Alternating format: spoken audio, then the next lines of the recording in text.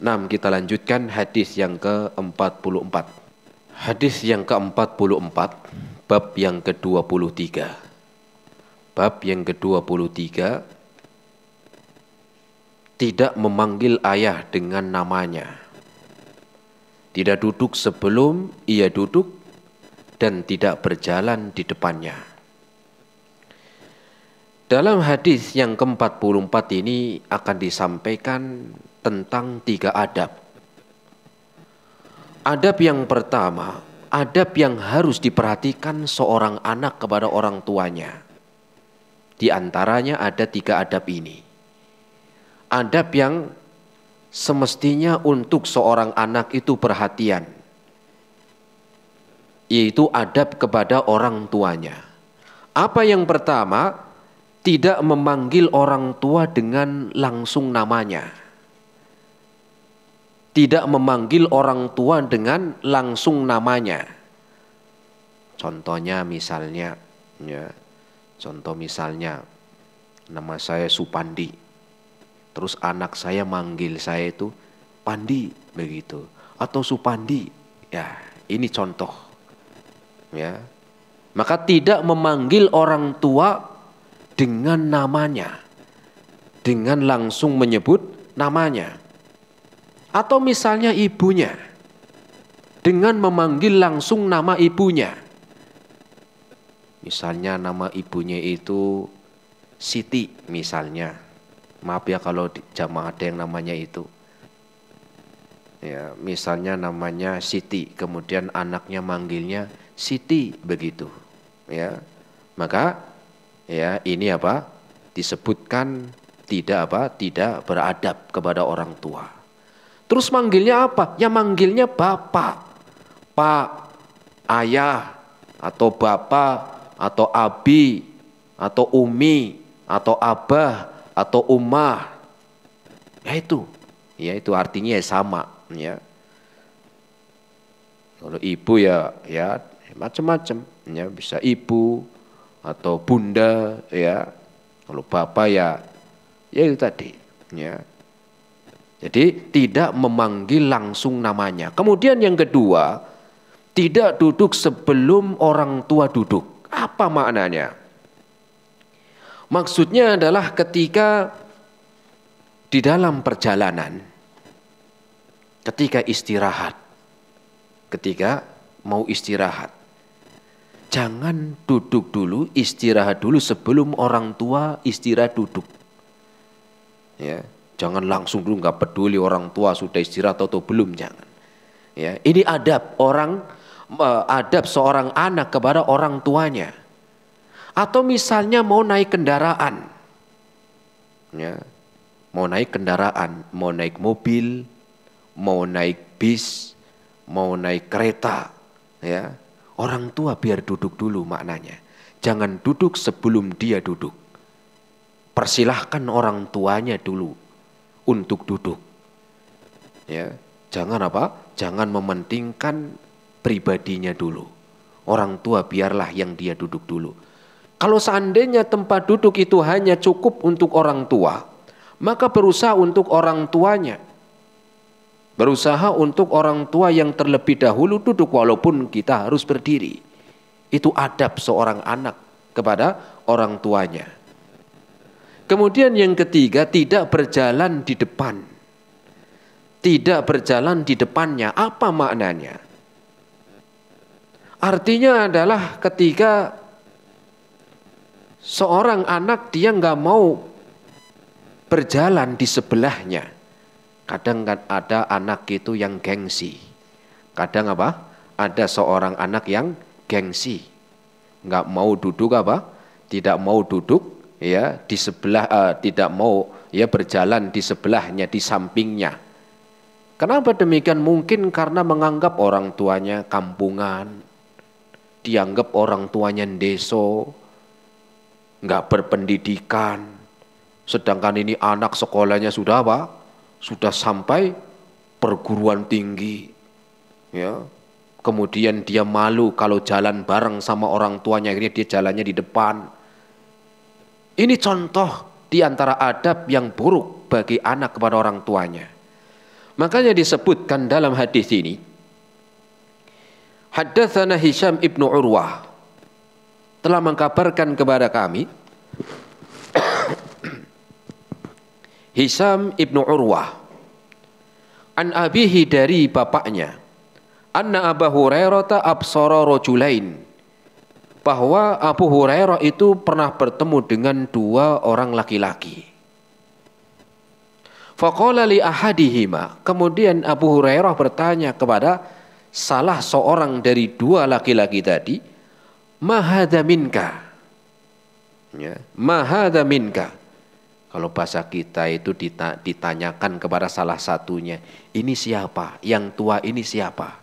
Kan ketemu dua orang laki-laki, kemudian ini kelihatan tua, yang satunya masih muda. Ditanya kepada yang muda, ini siapa? Begitulah kalau bahasa kita begitu. Ini apanya kamu? Begitu.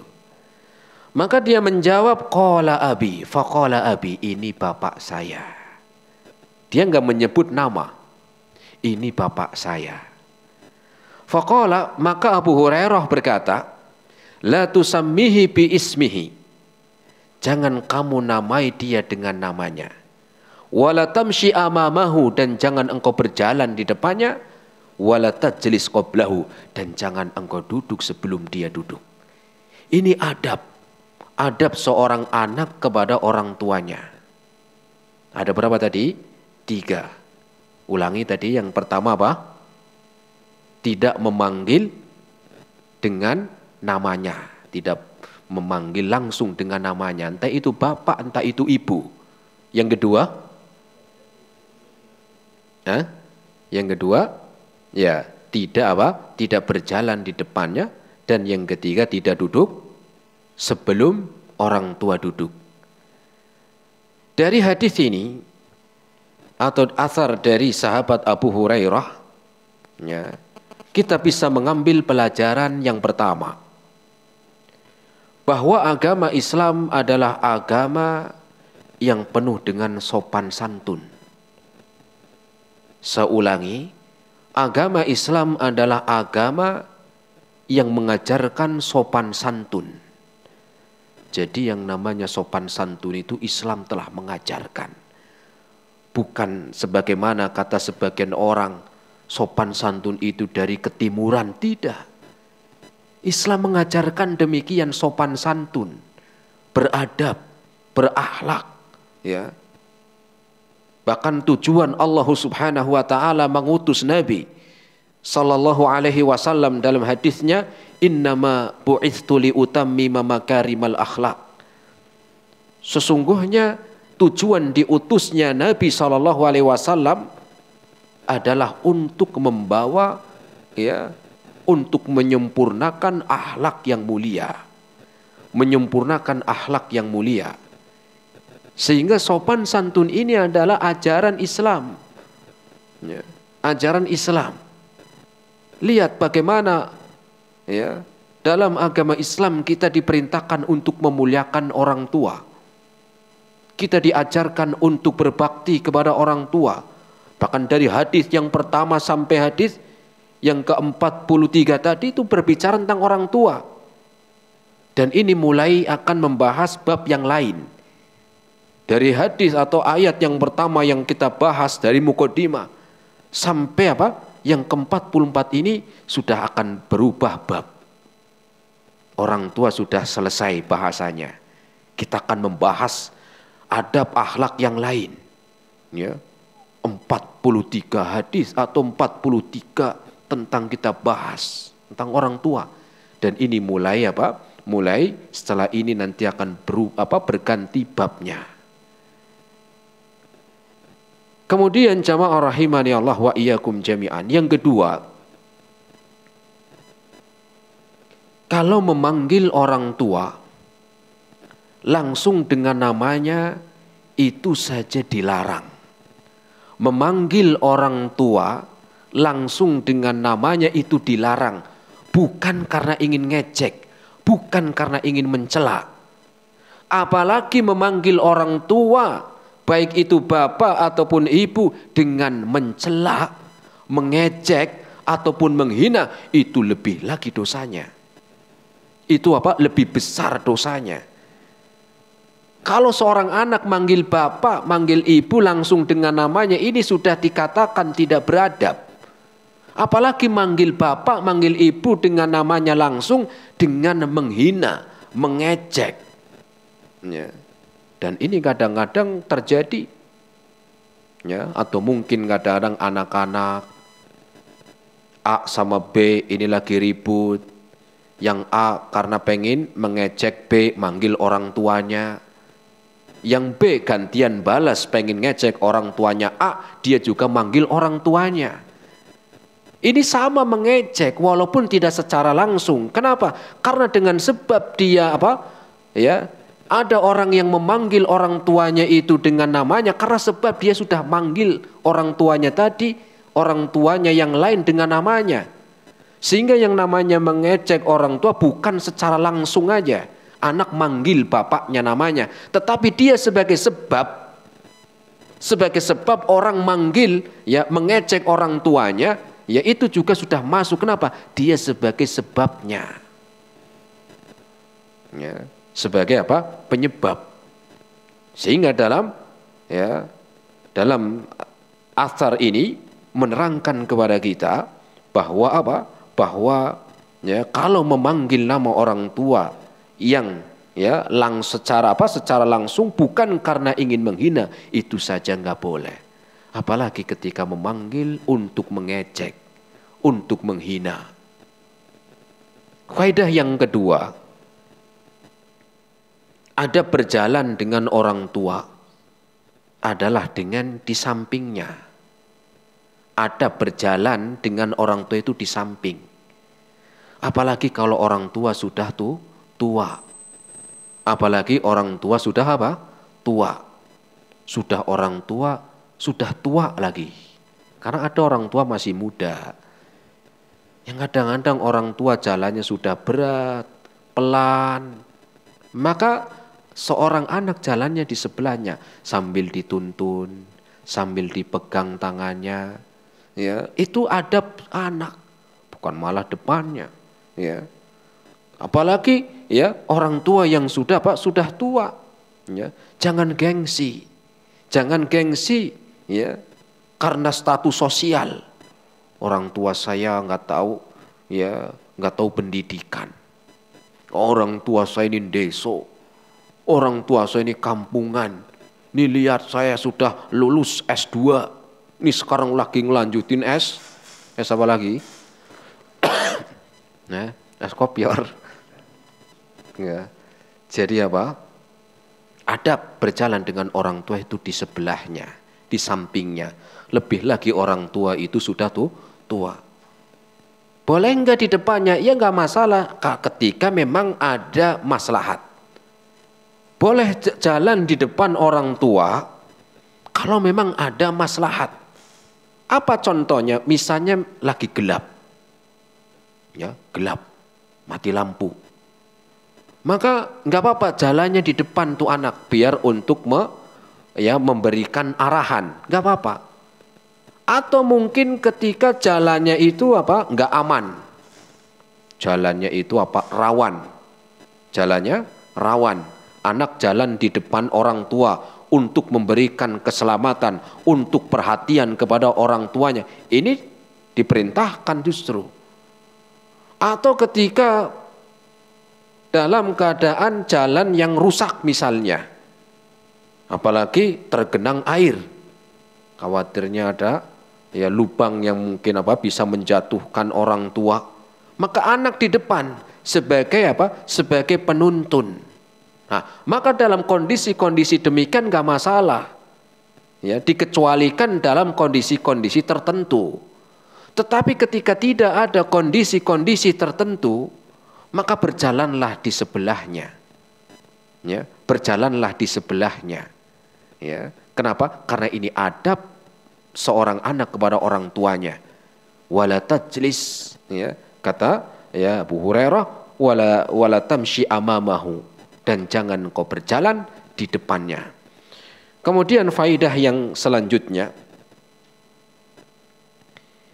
Faedah yang selanjutnya adalah ya, yang ketiganya wala tajlis qablahu, yaitu untuk apa? Untuk mendahulukan ya, untuk mendahulukan orang tua di dalam istirahat ketika dalam perjalanan atau ketika naik mobil, naik kereta ya, dianjurkan jangan duduk dulu, lihat orang tua, perhatikan orang tua ya, jangan mikirin sendiri yang penting saya sudah duduk tinggal tidur, begitu tidak ya.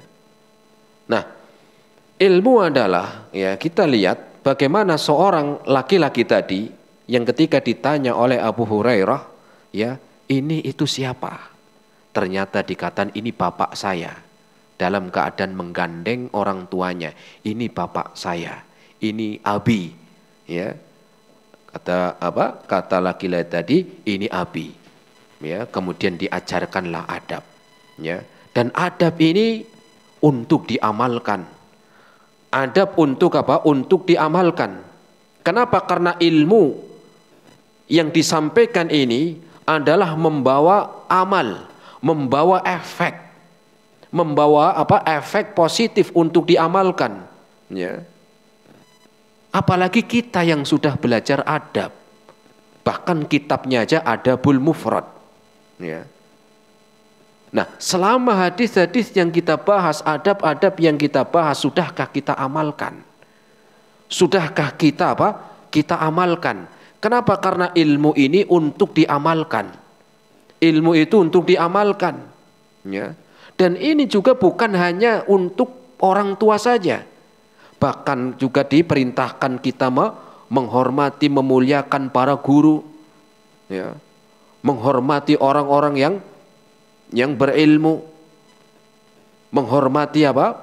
Orang yang lebih tua, ya, guru, ya, ataupun orang yang berilmu, ataupun dia apa? Ya, orang yang memiliki kebaikan kepada kita, memberikan manfaat kepada kita. Ya, siapa? Mungkin itu adalah atasan kita, maupun dia adalah majikannya atau bosnya. Kita diperintahkan apa? Kita diperintahkan untuk apa? Memberikan akhlak yang baik. Ya, bukan hanya kepada orang tua, tetapi juga kepada para ulama, juga kepada para guru. Ya, untuk memuliakan para guru dan juga memuliakan orang tua. Entah dia orang tuanya sendiri ataupun orang tua yang lain. Tetapi dia dari segi umur sudah berbeda, maka kita diperintahkan untuk memuliakan. Ya. Atau juga dia apa? Sebagai atasan, sebagai majikan, sebagai bos. Kita diperintahkan untuk beradab kepada mereka. Kenapa? Karena ini bukan hanya untuk orang tua saja, tapi kita diperintahkan juga kepada mereka. Ya, untuk ya beradab kepada ya selain orang tua pun kita diperintahkan. Ya, apalagi akhlak yang baik ini bukan hanya sekedar dicatat, bukan hanya sekedar ditulis, bukan hanya saja memenuhi kertas ya dengan tulisan, bukan hanya saja menambah wawasan, tetapi ilmu ini untuk diamalkan. Ya. Rasulullah SAW bersabda, Inna aktsara ma yudkhilun nasu al-jannata taqwallahi wa husnul khuluq. Rasul SAW bersabda, sesungguhnya yang paling banyak memasukkan seorang ke surga, taqwallahi wa husnul khuluq, bertakwa kepada Allah Subhanahu wa taala dan akhlak yang baik. Yang paling banyak memasukkan seorang ke surga adalah yang pertama kata Nabi, taqwallahi wa husnul khuluq. Yang pertama adalah bertakwa kepada Allah dan akhlak yang baik. Hadis riwayat Imam Tirmidzi dan Imam Ahmad. 6 ini ya hadis yang ke-44. Kita lanjutkan hadis yang ke-45 sampai 46. Karena dua hadis ini ya isinya mirip. Ya, hadis yang ke-45 bab yang baru yaitu bab 24. Bab ini pertanyaan. Bolehkah menyebut ayah atau ibu? Ya, ayah di sini maksudnya ya orang tua, termasuk juga ibu. Bolehkah menyebut ayah ataupun ibu dengan nama panggilan? Nama panggilan. Nama panggilan itu ya, panggilan itu dalam bahasa Arab disebut dengan nama kunyah. Nama panggilan dalam bahasa Arab itu disebut dengan nama kunyah. Apa itu nama kunyah? Nama panggilan yang didahului dengan ya, didahului dengan apa? Memanggil seseorang, tetapi didahului dengan yang lain. Ya, itu nama kunyah. Contoh misalnya nama panggilan itu biasanya itu didahului dengan abu, bapak. Abu itu kan bapak, ya berarti bapaknya Anu misalnya. Kalau ibu Ummu, ya misalnya anaknya namanya Fatimah, Ummu Fatimah, manggilnya ada nama panggilan, ibunya Fatimah, itu nama kunyah. Atau orang tuanya namanya Hasan, wahai anaknya Hasan, anaknya Hasan, itu nama kunyah. Nggak langsung menyebut nama, tetapi ada nama panggilan. Panggilan ini bisa nama bapaknya, bisa nama ibunya, bisa nama orang tuanya, ya, atau juga nama dari ya saudaranya, aku misalnya. Wahai saudaranya Anu, saudarinya Anu, ini boleh. Jawabannya apa? Boleh. Sekali lagi, bab yang ke-24 ini, ya, bolehkah menyebut ayah atau ibu dengan nama panggilan? Maka jawabannya boleh, ya, boleh. Dan nama panggilan biasanya itu ya dengan nama anak misalnya. Panggilan itu ya biasanya itu abu terus anaknya, begitu. Biasanya diambil dari anak yang paling besar. Anak yang paling besar, walaupun juga nggak masalah, nggak harus anak yang paling besar. Ya, misalnya ya contoh misalnya saya lah misalnya. Ya, anak saya yang pertama Muhammad, Ilyas, Zahra, tapi saya pakai yang kedua. Ya pernah juga pakai yang pertama Abu Ilyas. Padahal Ilyas ini yang kedua. Boleh ya, yang utama yang pertama Abu Muhammad. Atau jenengan juga sama, ya. Misalnya anaknya namanya siapa? Namanya misalnya namanya Aisyah misalnya. Abu Aisyah, ini nama panggilan. Ya, ibunya ya Ummu Aisyah, ini boleh memanggil orang tua dengan nama panggilan. Panggilan ini biasanya didahului dengan abu, bapak, ummu, ibu, atau anaknya Anu, misalnya itu orang tua. Ya, itu boleh. Ya, itu boleh. Ya. Nah, dan ini seringkali juga di negeri kita sudah nggak asing. Ya, bapaknya Anu misalnya mau manggil misalnya namanya Slamet. Ya, tapi nggak langsung manggil namanya Slamet, itu nggak. Tahu nih karena tetangga. Ya, Pak Slamet ini punya anak namanya Budi gitu. Bapaknya Budi, ya begitu. Ini nama panggilan. Ini boleh. Ya, boleh. Atau ibunya. Ya berarti ibunya gimana? Ibunya Budi. Ah, begitu. Ya, ini nama panggilan, maka boleh. Ya. Nah, di sini disebutkan ya dari An-Syahr ibni Haushab qala kharajana ma'a ibni Umar. Kharajna ma'a ibni Umar. Kami pernah keluar bersama Ibni Umar. Abdullah bin Umar. Namanya Ibni Umar. Anaknya Umar. Ibni itu kan juga sama nama apa? Seperti nama ya panggilan juga, Ibnu Umar. Ya atau bin lah begitu, anaknya Umar. Faqala lahu Salim, ada seseorang yang berkata kepada Abdullah bin Umar, yaitu Salim, dia mengatakan, as-salatu ya Aba Abdurrahman. Ya. As-salatu ya Aba Abdurrahman. Salat wahai Abu Abdurrahman. Ibnu Umar itu punya anak. Ya, namanya ada yang namanya Abdurrahman. Ya, Abdullah bin Umar punya anak namanya Abdurrahman. Maka Salim memanggil Abdullah bin Umar, dia memanggil dengan nama panggilan. Ya, salat wahai Abu Abdurrahman. Salat wahai Abu Abdurrahman. Salat wahai bapaknya Abdurrahman, begitu. Ya, bapaknya Abdurrahman. Ya, dan biasanya ini disebut dengan nama kunyah. Ya, boleh. Tapi kalau bisa nama kunyah itu ya kasih nama aslinya. Ya, nama aslinya biar orang itu nggak bingung. Ya, misalnya jenengan, ya misalnya namanya Ahmad, Abu, ya Abu Zaid, nama aslinya siapa? Ahmad, sertakan. Ya, jangan apa? Yang dikenal nama kunyahnya, tapi nama aslinya nggak dikenal.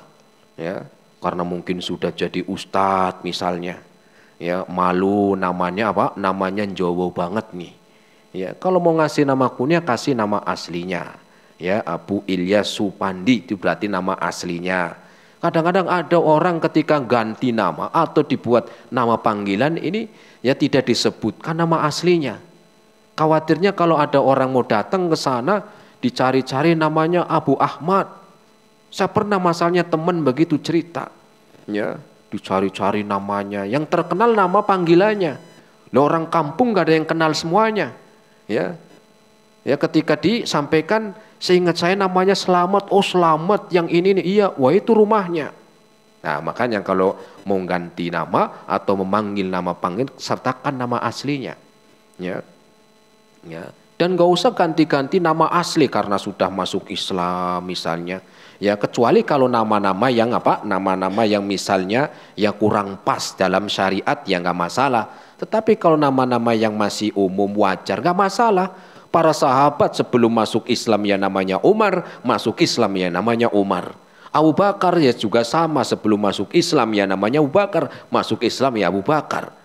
Selama nama-namanya itu tidak menyelisih syariat. Ya.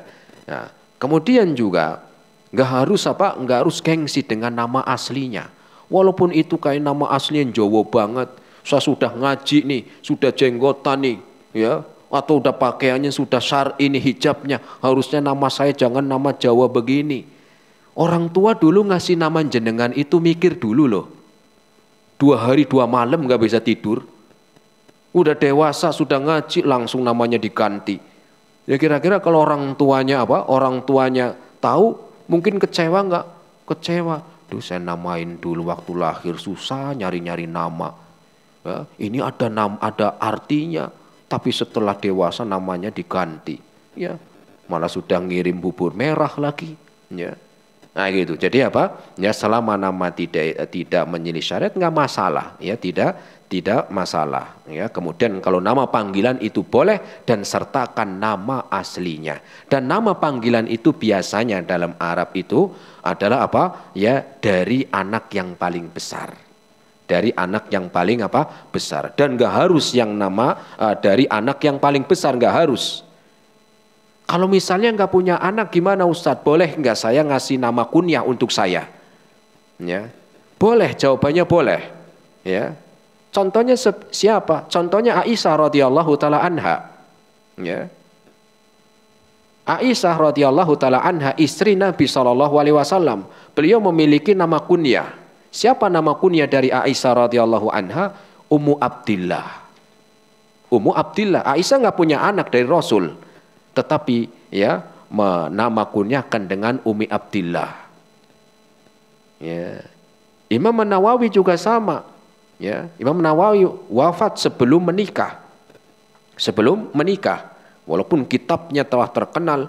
Dan beliau wafat sebelum menikah, belum sempat ya, bukan nggak pengen menikah, belum sempat. Karena sekitar umurnya 40 tahunan. Beliau memiliki ya nama kunyah dengan Abu Zakaria.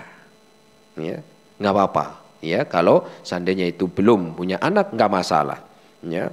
Nah, jadi jawabannya adalah boleh memberi nama orang tua atau memanggil orang tua dengan nama panggilan. Kemudian yang ke-46, An Ibni Umar, dari Ibni Umar, Abdullah bin Umar tadi. Qala lakin Abu Hafsin Umaru qada. Ya. Abdullah bin Umar ngomong, apa ucapannya? Ayah Ibnu Umar telah memutuskan. Lihat, ini kan anaknya yang ngomong. Abdullah, anaknya Umar. Lakin Abu Hafsin, Umar qada. Abu Hafs ini apa? Nama kunyah bagi Umar bin Khattab. Abu Hafs Umar. Yang manggil Abu Hafs Umar siapa? Anaknya Abdullah. Abdullah ngomong, bapak saya yaitu Abu Hafs Umar. Memanggil nama orang tuanya enggak langsung Umar, tetapi Abu Hafsin. Abu Hafsin. Naam. Ya, kalau kita sekarang ya ibunya anu, bapaknya anu, ya anaknya anu, ya saudaranya anu enggak apa-apa. Ya, putranya ini, ya putrinya ini enggak apa-apa. Untuk panggilan tidak langsung menyebut namanya tetapi dengan nama panggilan. Maka bab yang ke-24 ini, bolehkah menyebut ayah dengan nama panggilan atau orang tua dengan nama panggilan? Maka jawabannya boleh. Bahkan di dalam Arab atau di kebiasaan orang Arab memanggil dengan nama abu, ummu, ya, anaknya saudaraku, ya, sering itu sebagai memuliakan, untuk memuliakan. Sebagai memuliakan. Dalam Arab itu tradisi ketika memanggil seorang dengan nama kunyah, dengan nama panggilan itu sebagai memuliakan. Bapaknya anu, ibunya anu, saudaranya anu, ya, putrinya ini atau putranya ini sepanggilan dalam Arab itu sebagai memuliakan, ya, sebagai memuliakan. Contoh, orang Yahudi saja kalau manggil Rasul itu dengan Abul Qasim, ya, manggil Rasul itu dengan enggak ya Muhammad. Enggak. Ada pernah suatu ketika ada orang Yahudi yang memanggil Rasul itu dengan ya Abul Qasim. Ate Abul Qasim, turuti Abul Qasim. Siapa? Rasul, nama panggilannya yaitu Abul Qasim. Ini jamaah rahimani Allah wa iyyakum jami'an yang bisa kita sampaikan pada kesempatan sore hari ini, yaitu ya hadis yang ke-46.